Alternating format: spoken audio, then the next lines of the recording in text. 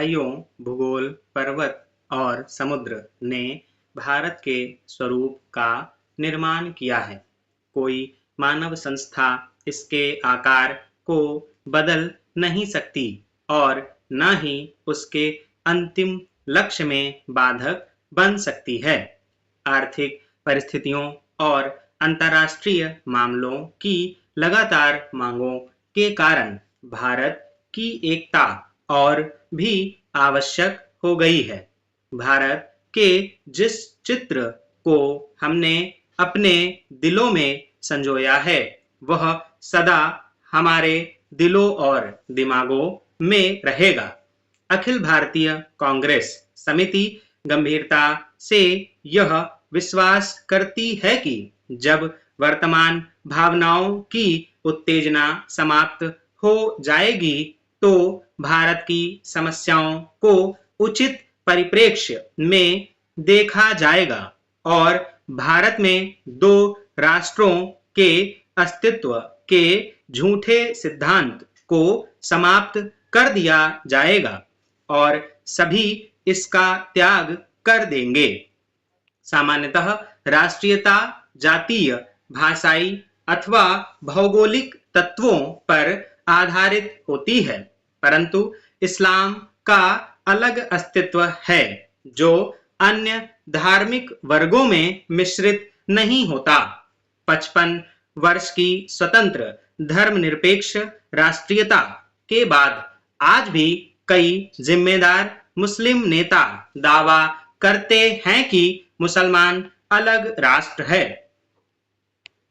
एक जिम्मेदार दल द्वारा इतने अधिक करुणाजनक और आत्मभ्रामक प्रस्ताव की कल्पना भी नहीं की जा सकती जितना कि अखिल भारतीय कांग्रेस समिति ने 15 जून 1947 को पास किया था।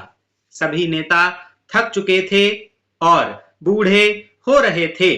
आदर्शवाद की जिस ज्वाला ने उन्हें 26 वर्ष पूर्व प्रेरित किया था, उसका जोश ठंडा होने लगा था। कांग्रेस का विकास सदा ही बदलते नेतृत्व के माध्यम से हुआ था, परंतु पिछले 25 वर्षों में वही नेता कांग्रेस की सत्ता संभाले हुए थे।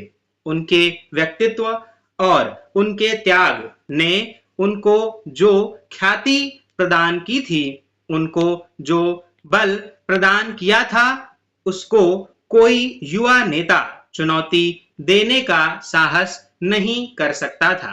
विभाजन के विरोध में केवल एक ही स्वर था और वह था गांधी जी का, परंतु वे भी बहुत बूढ़े हो गए थे और उनका स्वास्थ्य भी ठीक नहीं था। उन्होंने अखिल भारतीय कांग्रेस समिति से प्रस्ताव स्वीकार करने के लिए कहा। यदि वे नई कार्यकारिणी समिति और नई अंतरिम सरकार के लिए नए नेता नहीं चुन सकते, प्रस्ताव को पहले कार्य समिति ने पास किया। गांधी जी से विशेष रूप से प्रार्थना की गई थी कि वे उपस्थित हों और सभा को संबोधित भी करें। लेखक अखिल भारतीय कांग्रेस समिति की बैठक में उपस्थित था। गांधी जी का भाषण स्पष्ट रूप से उनके दुख का द्योतक था। उन्होंने कहा कि उनके विचार सर्वविदित हैं, फिर भी उन्होंने अखिल भारतीय कांग्रेस समिति को प्रस्ताव पास करने की सलाह दी। उन्होंने कहा कि अखिल भारतीय कांग्रेस समिति को इसे रद्द करने का अधिकार है, परंतु किसी ने इसका उत्तर नहीं दिया। उस समय ब्रिटेन भारत से चले गए जाने के लिए और अपनी साम्राज्यवादी धाक छोड़ने के लिए बहुत उत्सुक था। अब यह बोझ उनके लिए बहुत भारी हो गया था। एशिया के राजनीतिक पुनरुत्थान की उठती हुई लहर को नियंत्रित करना था।